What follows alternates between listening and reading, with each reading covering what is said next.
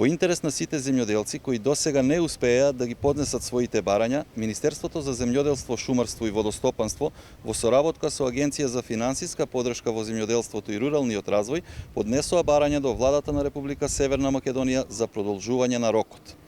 На седницата одржана пред неколку дена, владата го прифати барањето.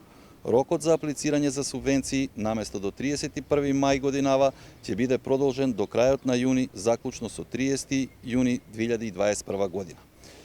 Ве замолуваме, искористете го продолжениот рок и аплицирајте електронски или обратете се во подрачните единици на Министерството за земјоделство, шумарство и водостопанство.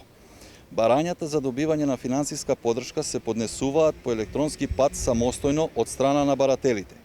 Оние баратели кои не знаат сами да поднесат барање или имаат потреба за помош при создавање на електронско барање, може да се обратат во подрачните единици на Министерството за земјоделство, шумарство и водостопанство. Барањата за мерките од растително производство се поднесуваат врз основа на евидентираните податоци за парцели во единствениот регистар на земјоделски стопанства и системот за идентификација на земјишни парцели.